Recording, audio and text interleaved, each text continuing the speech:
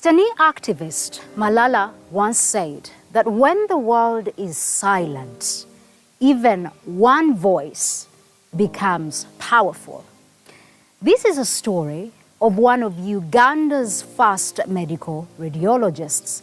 In the story of Professor Henry Kasozi, Uganda's medical technology advancement transitioned not only from ultrasound, mammography, but also radiology in general. My name is Mebo Twegumiezake, and this is People and Power.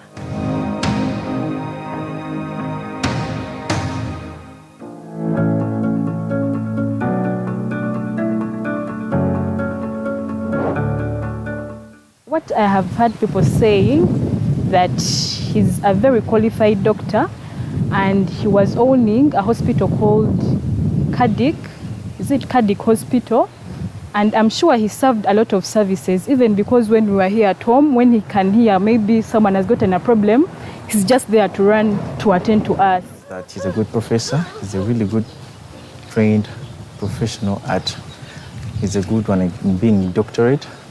And the other thing is he's a very good person because we have no criminal doubts about him. Because even if we had some various ceremonies at near home, he used to catch up because we were really too young, so we used to play with him. One of the memories, last year, we celebrated his birthday at home, and he invited very many big people in. Yeah. We call him Dr. Kasozi because he's a professional doctor and a medical doctor. Yes, he's a father to me because I met him around 2010 when I was joining this organization. So he nurtured me as a father. I've been paying visits to his place several times.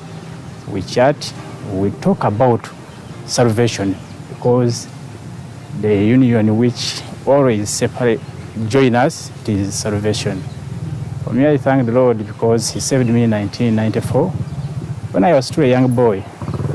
And up to now, I thank the Lord because he has enabled me to move this way of all this journey of salvation till now. Speak to his service. He has served in several places. I heard when he was giving us his testimony that he moved in many countries, in so many countries, Germany, America, and others.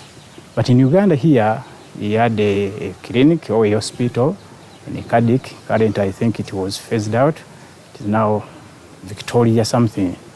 So he has been a good father. Those doctors of his age, they were working so hard to see that people are okay than for today, because for today, you see, those doctors, they are so much with money.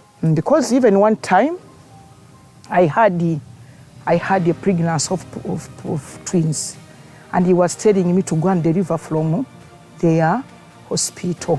But already I had the card for Mengo, so I could not go. But as if they wanted me to go and deliver from their hospital, as if it was free even.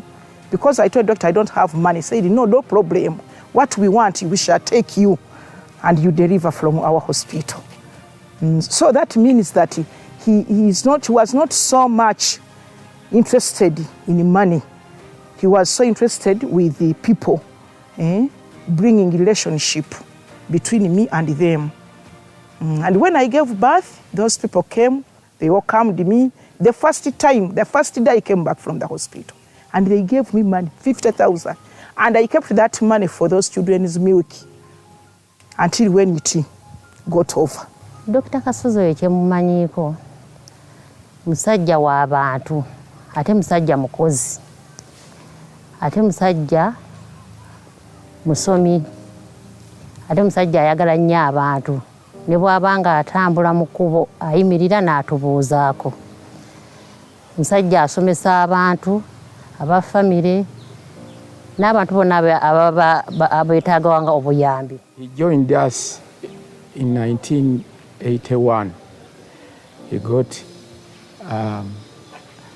a land here he built, and we started to stay with him. So we are very happy to get him as a doctor. because he has done a lot on my family and the other families.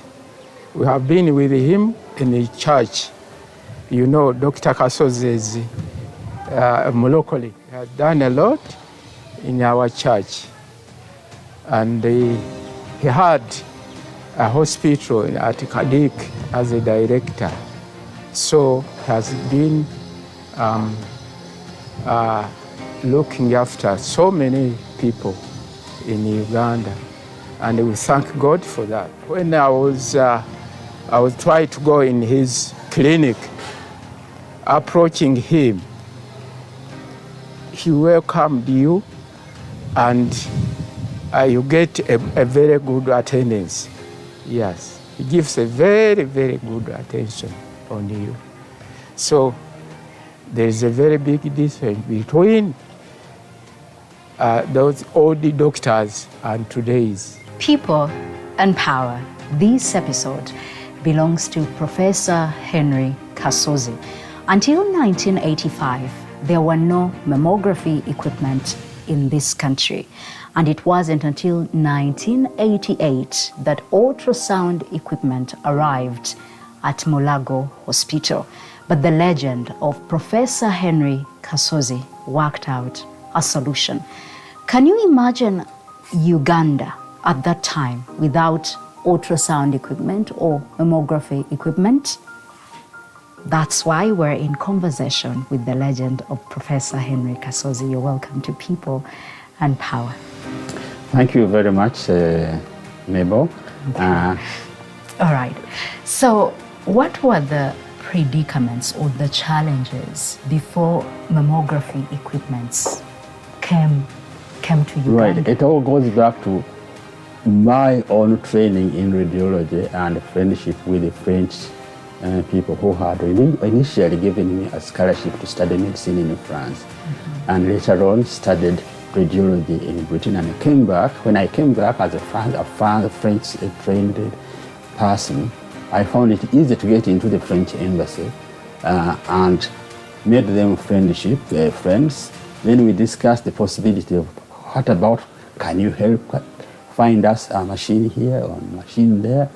And I was surprised that they were very willing to find us a mammographic unit, which was donated to the Department of Radiology, not to Mulago, Department of Radiology. Okay. So I decided to set it up within the X-ray department. Well, it belonged to the Department of Radiology. And remember, Department of Radiology was Makerere founded. Oh, by you? Yes. Okay. Is that story similar to the one of how ultrasound equipment was introduced?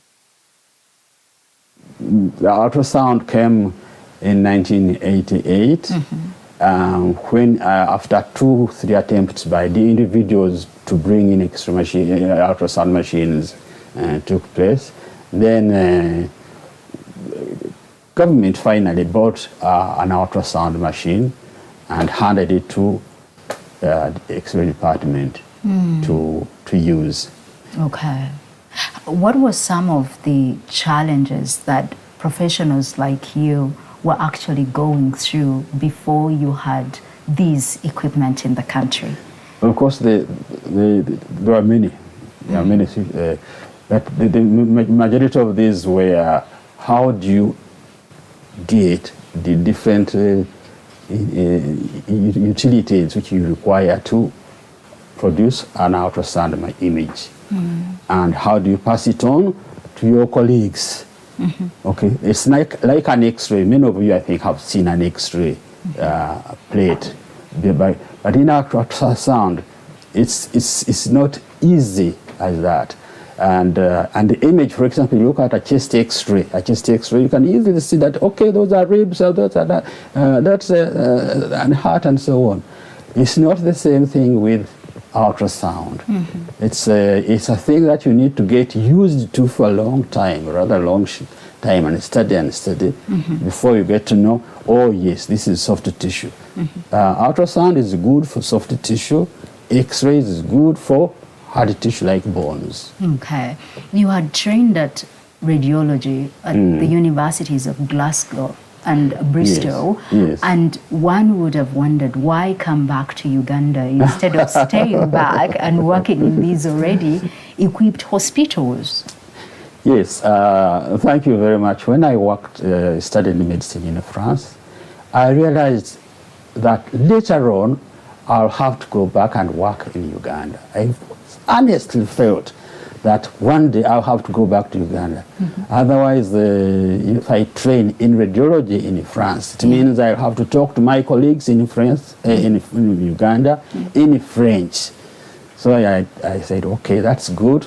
Let me see if I can change over from France to Britain and do radiology there. After I had trained in medicine in France. And my colleague, Professor Vey, who was my head of department at the time, rang his colleague in Scotland and said, hi, I have got a Ugandan junior doctor here. I want him to train in radiology. Can you help? He said, hey, we're recruiting next week. Let him come. So I went. Okay. I didn't even have to do an interview. We just left France with my wife, and 1st of January 1972, we were there. Okay. For our young viewers watching right now, who we probably want to seed so that they grow up and become radiologists like you, how can you simply make them understand what radiology is? It's a long course. If you really want to be a radiologist, you need to be, first of all, a doctor. And to be a doctor, you have to go to the medical school and train for at least 5 years, then do what is known as an internship for a year. Then you can now register to start doing radiology courses for 3 years. 3 years, that brings you to a point where you get your master's degree in radiology. What is... So the people who have finished medicine are doctors. They have, of course, degrees in medicine. Radiology is the same as, for example, you want to be a surgeon, you have to retrain. You want to be a gynecologist, you have to retrain. Oh, in terms of the study of radiology, what does it entail? It entails getting to know various types of X-ray equipment and diagnostic imaging equipment, and as I said, X-rays, ultrasound, and other machines which you can use, which are not even available at Mulago or Uganda. Probably one day. One day. Okay, so then speak to your inspirations that guided you into joining this profession, medicine. Honestly, Mabel, I'm really stuck. For everyone, God has a way. You put your life under God's guidance, that God, you trust in Him. Because when I went to France, my feeling was to train as an economist, come back to Uganda and be appointed a director of a bank, and that I hoped that by doing that, my family would never be poor. Okay. But that was not God's plan. No. I was asked in France, what do you want to train as? And I said, well, I want to do economics. But they said, you have been working in government for 6 years as a radiographer. Why do you want to go and do economics? I said, well, that's what I want. And they told me, write back to your government. If they say you can go and do economics, fine, we'll let you do economics. I wrote immediately. 2 weeks later, I got a reply to say, if Mr. Kasozi doesn't want to continue to do medicine and finish, we are free to come to re-employ him under the same conditions in which he went to France. So I said, my God. I said, okay, let us see how it works out, however difficult it is. And that, so my trying then, with whatever questions they put to me, and said, God, how do I answer this one? And there was an answer from God somehow. Okay. So let's go back to you training radiologists. Yeah. What's the story behind this? Training radiologists, I had already then come back from 1974. I had worked as a radiologist and head of department of radiology in Makerere University. But we were going through very, very difficult, tough times. All the equipment was down, over 20 years. Repairs were so difficult. I have a car, there are no tubes. So when we managed to get some equipment from the German government as a donation and repaired this, a question came to me that, why have this equipment without using them to train radiologists? I said, How many were you at the time? At that time, I was alone. You were the only radiologist in the country? I was the only radiologist in the country, and I was seriously thinking about going away. Or leaving Uganda. Leaving Uganda. So? But I consulted. Colleagues said, well, that will not be patriotic. Indeed. You've been here, God has looked after you, He has looked after your family, they are now gone through almost all the schools, now you want to run away from them.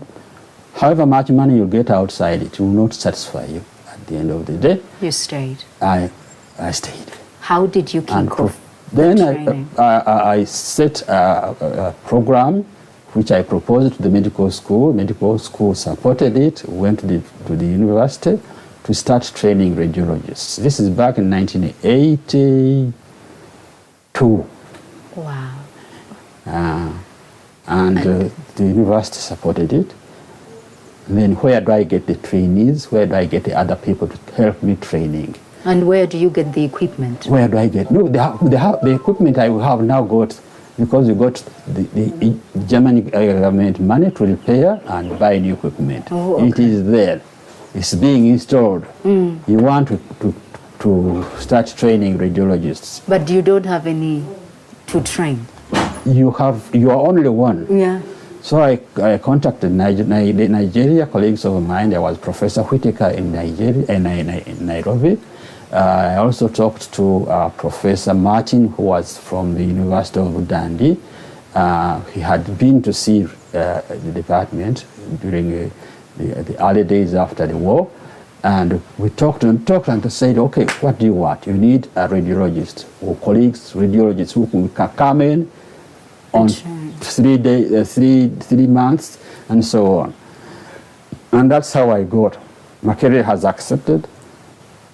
Dundee has accepted to send me medical physicists. Nairobi has accepted to train some of our Ugandan students. Yeah. And that's how I got it. Okay.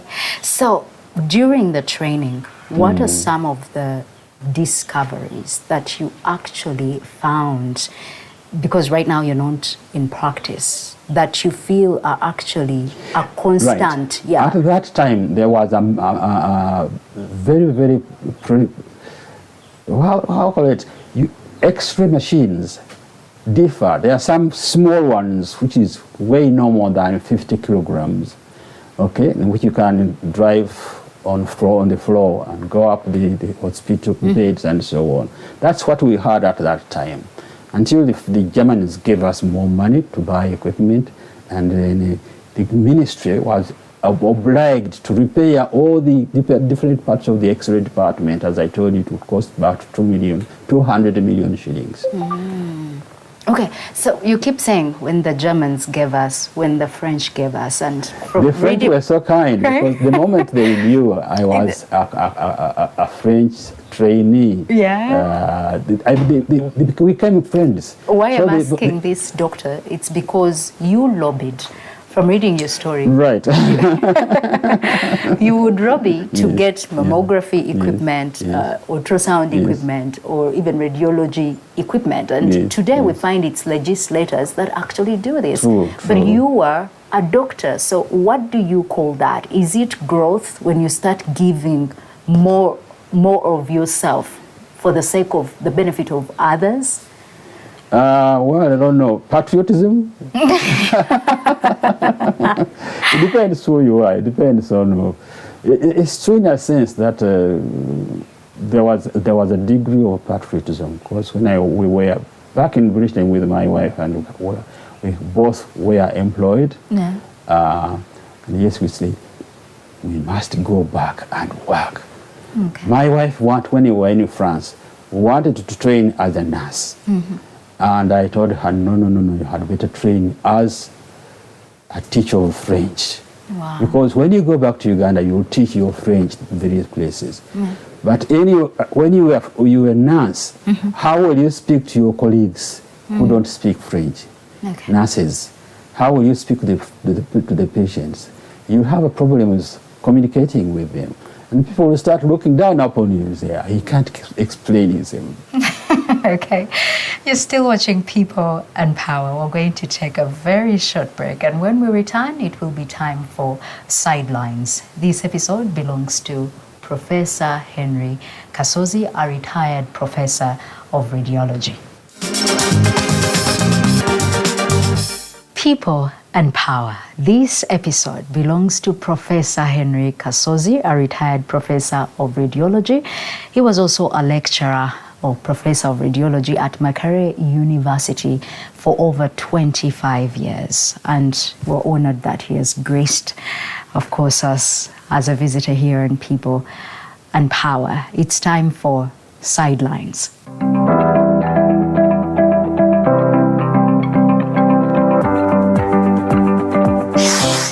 Now, Professor Kasozi, Sidelines, they can be expected questions if they come off as easy to you or unexpected. Okay. But the good thing still for us, we continue to learn and get inspired throughout the whole process. So the first one is, does being away from practice today worry you more than it should settle you into your retirement? Well, thank God. God has been so kind to us and my wife and my children, because there was a lot more worry when you had just come back. Okay. And we had to look for money to, how do we get through this week? How do we get money to pay the school fees of this and so forth? I remember one particular care condition when my wife had just been operated on, and I was left with 380 Uganda shillings. It was a weekend. I had to go to Nakulebe to look for food. 380, I went there, and I can tell you it was a real struggle to get food enough to fit in with that 380 shillings and take it back to my wife, who was struggling to get better at that time. Okay. So unless you were really, really convinced that Uganda, God made you to stay in Uganda, I simply wouldn't have stayed. I had a post offered to me in Nigeria, as I probably told you. Yeah. But God said, no, I want you to work in Uganda. Okay. And when, of course, the question came of how do I train? How do I get colleagues? God was surprised. God produced solutions. Yeah. How do you produce a tall fellow 6 feet from you, above you, and who came all the way from Dundee in Scotland and says, I will help you. Wow. He came for a holiday. He visits the department. You tell him about your problems. He said, yes, I'm quite willing to send you helps for people to train. So immediately, within less than 2 months, he had sent me a medical physicist, and he had also obtained a special room or place in Dundee for one of my medical physicists to go and study medical physics as it pertains to the X-rays. Okay. So the next one is the story behind founding Cardiac Hospital more embedded in a love story with your wife, or there's actually more to that? When I was 53, this is back 1991, God started showing that within the next 10 years, you will be out of Makerere. So you had better start thinking what you'll be doing after that, looking after yourself. You will only have a very small amount of money as pension, and turned out to be really small because they gave me 180,000 shillings per month for 15 years. So I said, God, what do I do? He said, you start a clinic. Okay. You can then even use part-time some of your colleagues who are finishing Makerere as radiologists and radiographers. And so we started with a small clinic in Nakulabi and called it Kampala Diagnostic Imaging Consultants. Kampala Diagnostic Imaging Consultants, CADIC in short. So after about 6 years of working with my colleagues there, I thought it was time to put up a hospital. It turned out that I had bought a half an acre at Bukoto of land, and that's where we started in 1994. Wow. Okay. And by 2000, we had a hospital ready to work. Okay. So then the next sideline question is, then why did you sell off Cardiac Hospital?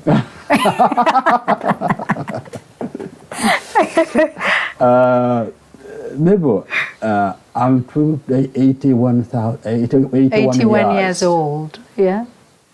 And my wife is not far from me. Time came that we could not really manage Cardiff. It had overgrown us.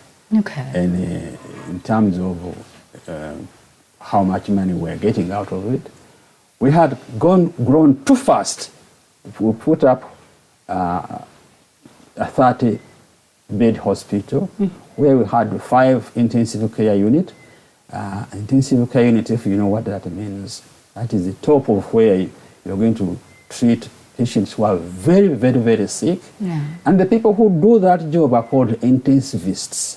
Wow. Do you know how they are called? They are paid an intensivist will ask you probably for over 10 million shillings per month. Wow. At that time. At that time. So he came, he said, do you think you can make it? Let's see, let's do it for 1 month. We did it for 1 month and there was money from these patients. I said, well, 11 million shillings.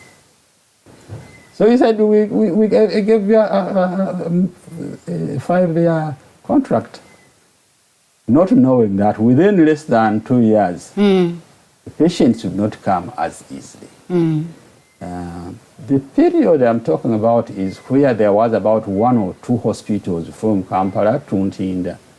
Today you are talking about more than 20 hospitals. Yeah. So the competition was just impossible to. And then of course you have problems, other problems including drugs, drugs which expire. People are not willing to sell you good drugs. They say, oh, it is very cheap drugs. It's from this. You buy it, 3 months later, when you're prescribing it, you find it is expired, and so on. So you decided to? We decided, God said, it's time you retired, back to where? But you got good money out of it, right? Thank God. We wouldn't be here. Okay. And then the final sideline question is it true or false that you turned down a presidential ministerial appointment from Ministry of Health years back? No. No? No. Okay. No. I wouldn't dare do it.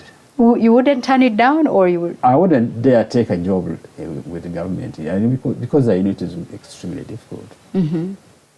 It's enough to be a medical superintendent or a medical director of a small hospital.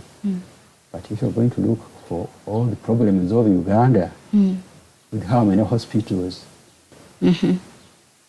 But did the appointment ever come No. No? No. But even if it had come through, you're saying you would never have taken it? No, I wouldn't. Okay. All right. Well, thank you so much, Professor, for sidelines. Kind of you. We continue with more questions. Okay. Over 25 years of teaching at Makerere University, founding the Department of Radiology. What do you find more fulfilling when you look back on those memories of what you achieved? I think God prepared the way for me and for my wife. Okay. When we started training radiologists, we started with one. We invited 2 radiologists, only one turned up as a student. Wow. Today, more than 60 students turn up, apply to do radiology in a year. Yeah. If you see how more satisfying it is. Sure. Of course, and who is training them? The ones I had trained. Yeah. I started with one student. Yeah. He trained. 2 of the very first students I started with ran away before qualification. But I wasn't, it wasn't the end of the story. I went on trying another one, tried another method, and so on. Yeah. And today, they are more than that. They're more than that. Yeah. And I said 60. They are it's radiographers and radiologists who are now coming out of the medical school in a batch of 60 more. Okay. Are you even more proud of those fruits in terms of the innovations or even technologies they are doing to actually try and do better than you did when you were only one in the country? I probably told you earlier on that God has not left me to just sleep. Yeah. He asked me to be a principal to Ernest Cook University, which is a private hospital, private university, which is coming up. They're already training. I think we are now producing about between 500 and 800 graduates per year, or different subjects within imaging. Okay? Yeah. Now this is at Mengo, Balintuma Road. And we are starting this year. Unfortunately, COVID-19 didn't do me any kindness. We should have started training radiologists at Ernest Cook last year. We are trying to see how we've been allowed by the higher education to train radiologists. And that means doctors who have finished their first degree and they can come in and do another 3 years to train as radiologists. Okay. What's I would call it a gap while you were in practice, even after you've left practice, that constant gap that is still in the area of radiology in this country that you feel if it was handled then and even now, it could actually make a lot of... Cost of equipment. Cost of equipment. Cost of equipment and the necessary things like X-ray films. I mean, an X-ray sheet of X-ray film would probably cost you more than 200,000 shillings. 200,000? Yeah, for plates, different sheets to finish up an investigation. Because when I talked about an X-ray of the body, you need 3 or 4 or 5 different sheets of films, and you find to buy them, process them, so on. And then the repair of the different parts of the X-ray equipment or ultrasound equipment. Ultrasound is even more difficult to maintain because the simple thing they use to produce the ultrasound image can easily fall off your hands and it's damaged and you may not be able to repair it. And that alone is probably costing more than $10,000. Wow. Yes, new. So there, ultrasound, of course, has gone, the demand for ultrasound is unquestionable and unbelievable. I think probably more than half of the clinics in the country have got an ultrasound machine. Okay. So and the other thing, of course, which bothers us is many have bought ultrasound machines, but they don't know how to use them. So they give people wrong diagnosis. Mm-hmm. Ultrasound is not like an X-ray. An X-ray of a leg, a broken leg, you can, everybody, even a child will say that one is broken. It's not the same with the ultrasound. If you do an ultrasound of the breast, even for me, it will take me time to study in detail what I say in that breast. And if someone says, there is cancer in that breast, I need to spend my time. Mm-hmm. So that is where we're now going. Okay. All efforts are going in using different corners of imaging or learning how to use them. Private hospitals like Mengo and in Zambia and Gulu and in Valley have come up with equipment, and people to work in these equipment is you've got to bring them, and they have to be paid what they are worth. Okay. People and power. This episode belongs to Professor Henry Kasozi. My name is Mebo Twegumiezake. When we return, we'll start off with NBS People and Power asks Professor Henry Kasozi. We'll return shortly.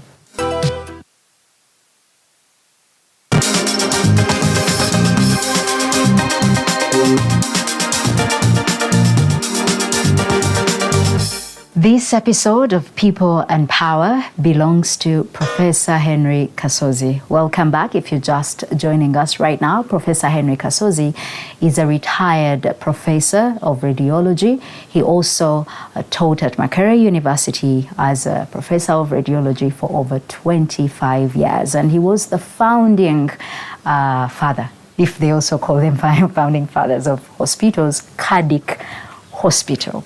People and Power. It's time for People and Power asks, and these are questions that come in from our social media platforms.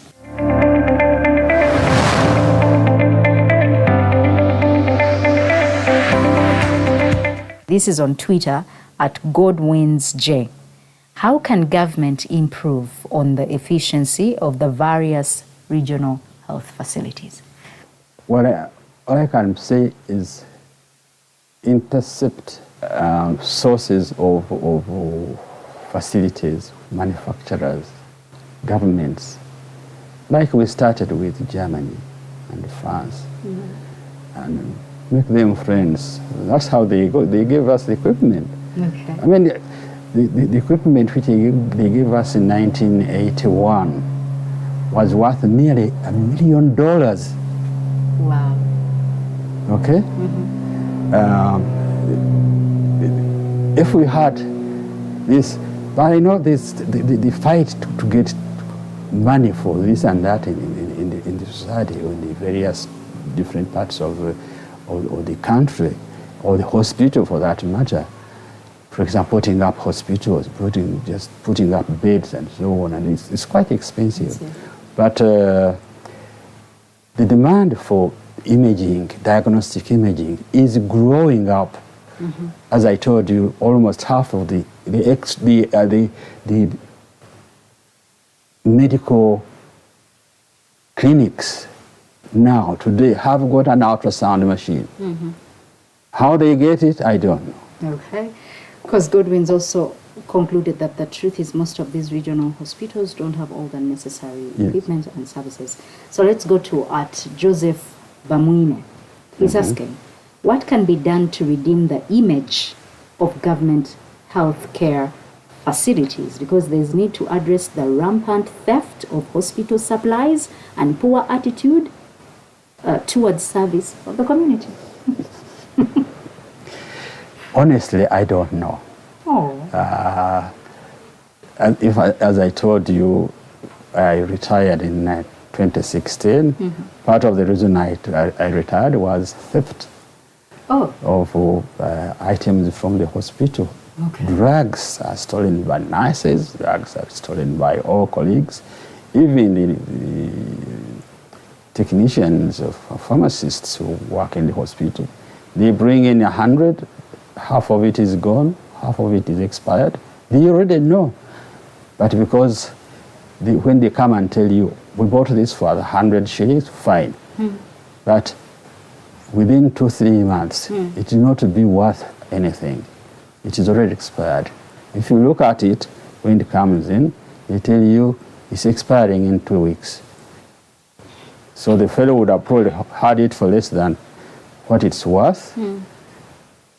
Or good medicine comes up and people just steal it at night. No. The nurses, the medical personnel who are working at the hospital at night, weekends and so on, and you are not there. You can't start looking at people's purses as they get out of the hospital, the nurses particularly. So the cost is, and I know Uganda is poor generally. Okay. Ivan Pino asks, how can the issue of low pay to our medics be addressed? It's been a long time coming. I think it's been a long time coming. There seems not to be any redress. They need better pay. Well, better pay, yes. But the various parts of the system are so many. You need dentists, you need pharmacists, you need nurses. There are districts where you find that within a district they don't even train more than 5 nurses a year. So, and you are talking over 1 million people within that district. If they, it's very difficult. It's very difficult. No, I can't propose anything there. Okay, then Kasoma Paul 1 asks, Professor, what is the biggest mistake you've ever made over the course of your medical career, and what did you learn from it? That's a good one. What a question. I know. I lost a patient. Okay. Yeah. I lost a patient in my hands, and I was working on that patient. The next thing I know, he's died. He's dying. So, that was costly to me as a person, as a doctor. So this you can only avoid by training and more specialist training. You're working on a patient, make sure you probably know more about the condition you are looking for and the various problems that can come up with. For example, you inject a special medicine to make the patient relax. Okay, even go asleep. And half an hour later, the patient is no longer breathing. So who is responsible? You look for all sorts of means to wake him up, and he doesn't wake up. And you know, that, as far as I know, the medicine you gave that patient was not deadly. You should have just relaxed that patient. This is the condition with particularly in surgery. General surgery. Sometimes you continue. Okay. With another question. Well, there are many questions, and we do appreciate you for sending in all these questions. For those that I haven't read, I've seen actually at Mpalanyi, Solomon 1, and the rest. Please, we apologize. This concludes NBS People Are in Power, asks Professor Henry Kasozi. We'll return shortly.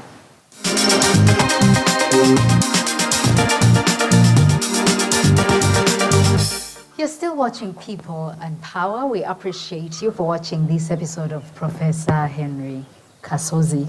And Professor, as we continue the conversation, we appreciate you for inviting us into your home.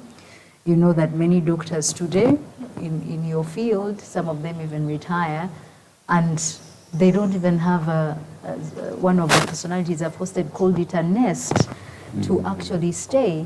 And many doctors will blame it on the low pay for doctors. Were you ever affected by the low pay? After your story, people might say, oh, you're kaniki.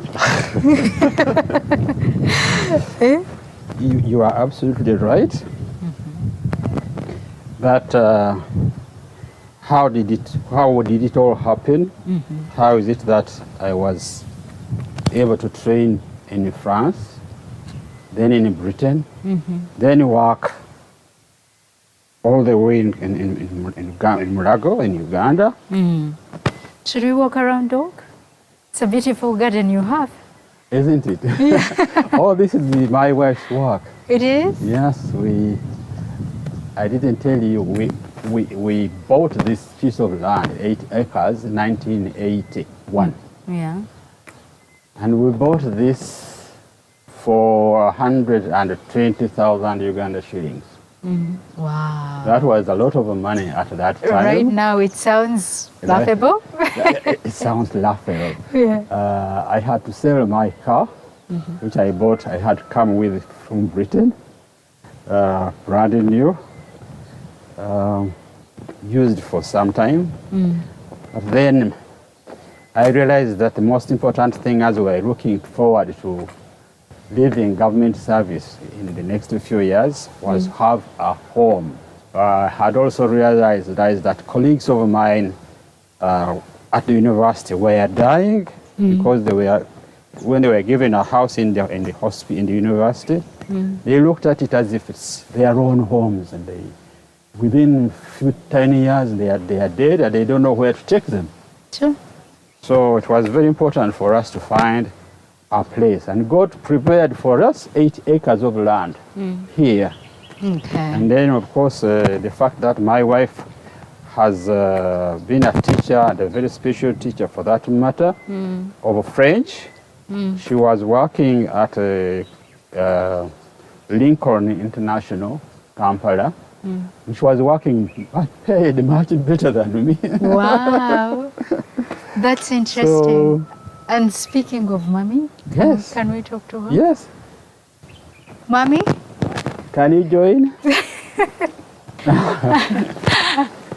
It's good to meet you, Mommy.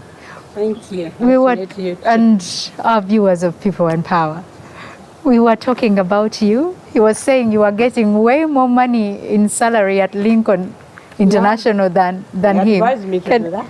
Can you move here a little bit? Yes. Okay, yeah.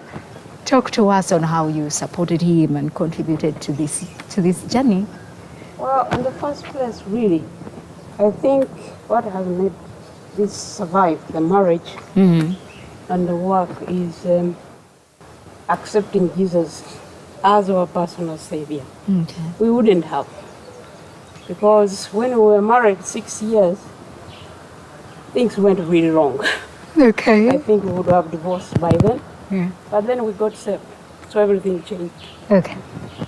So this is what you can say, the fruit of accepting Jesus and working under the fear of God. It makes all the difference.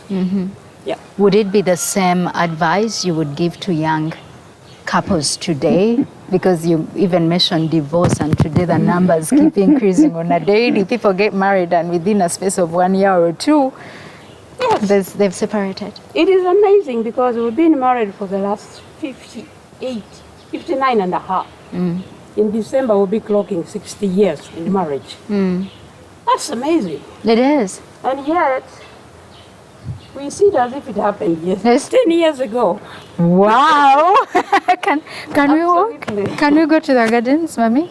Yeah. Yeah. Okay. And then, doctor, they say, Mommy, that if you're married to a doctor, it's not easy. They are never home. You have to sit up and wait. You can go, but I'll follow you. That you have to sit up and wait in the middle of the night. Wasn't it difficult? being married to him, yet at the same time you are working. Today, the biggest issue for us mothers or even wives is to balance, how you balance both work, being a wife and a mother. Please talk to us. Now, in the first place, he was a radiographer, as I told you. Yeah. So his work was mainly during the day. Okay. And then when he trained as a doctor, things changed. Then he wanted to train as a radiologist. Okay. And I said, why are you training as a radiologist? Why not as a master's degree in something else? He said, you know, radiology, they don't work at night. Oh, that's what he said. That's what he said. That's true. He's not been spending nights out, Yeah. and that is wonderful. Okay. And then, Professor, what can you say to Mommy right now that you think has actually kept this marriage? You said you're going to be celebrating 60 years. Yes. Hey. Well, this is a God sent, God given. Give your life to Jesus and let him alone. Okay. He prepares, he gives you, use it. If you misuse it, I think it was so kind of God to see our needs, foresee our needs and prepare a way out. When I left for France, it seemed as it was a natural thing for my wife to follow me, although we did not have money prepared to do that.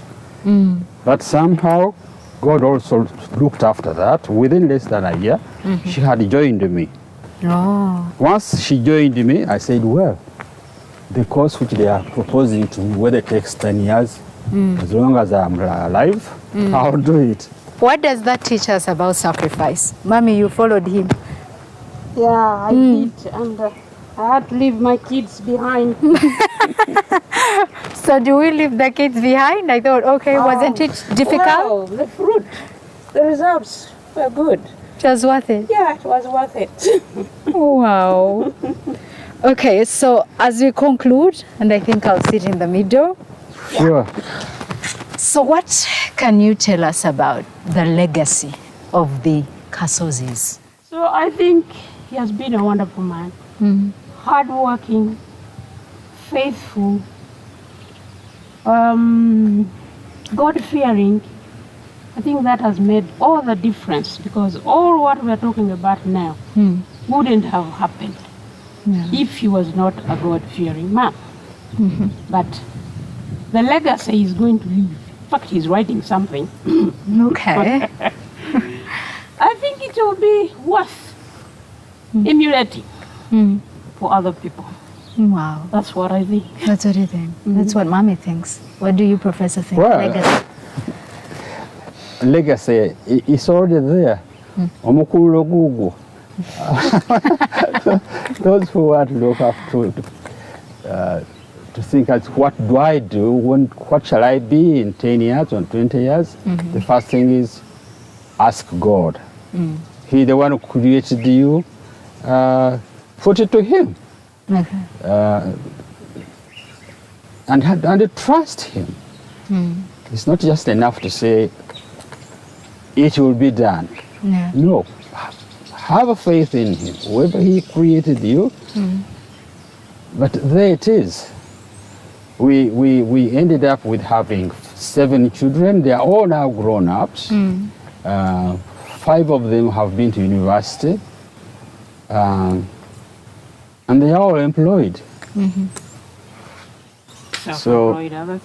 Others are self-employed. Others are self-employed. Okay. So we keep saying to one another, what more? Lord, as you like. If you take us, take us. Okay, so if he takes you, if you died today, I'll start with you, Mommy, and this is our final question. If you died today, would you be content on how you've lived your life? Absolutely. Because there's nothing I would be regretting at my deathbed that I wish I had done this. Okay. I have helped him, he has helped me.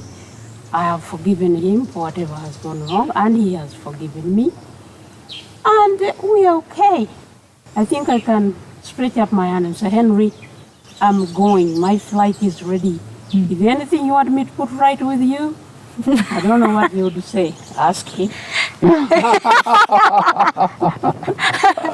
If you died today, Professor, Yes. would you die content with how you've... I think I would die content. Something which I ought to mention to many young persons as they grow. What do I leave behind when I leave this world, which others can look at and say, well, I wish I was like so and so. First, trust God. Be his friend. Tell him all your needs. Okay. Two, people who want to put their money by the side. I still find that buying a piece of land is the most profitable thing. Because in 1981, we buy 88 acres here at 120,000 shillings. Today, an acre here costs no less than 300 million. Ooh la la. So that you don't have to sell it all at once. True. But as your needs come up, you say, hey, as I told you earlier on, we moved to Ntinda.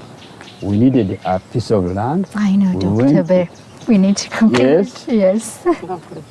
And then we put up a house after selling 2 acres from here. Okay. And 2 acres were more than sufficient than if we had misused it at the beginning. We had to sell a car. Today, you can buy 5 cars out of 300 million. That's true. That's true. Well, I thank you so much, Professor. It's been so kind of you to come this far. Okay. Okay, Professor, I do appreciate you so much for being part of this episode of People and Power. And Mami, thank you so much for joining our conversation. Thank you. Okay. My name is Mebo Twegumiezake. Professor said, trust God, let him be your friend. And you had the conversation from Mami too about God. And if you can right now, buy that piece of land. You don't know what it will be costing 40 years later. From now. Yeah, from now. My name is Mebo Twegumiezake.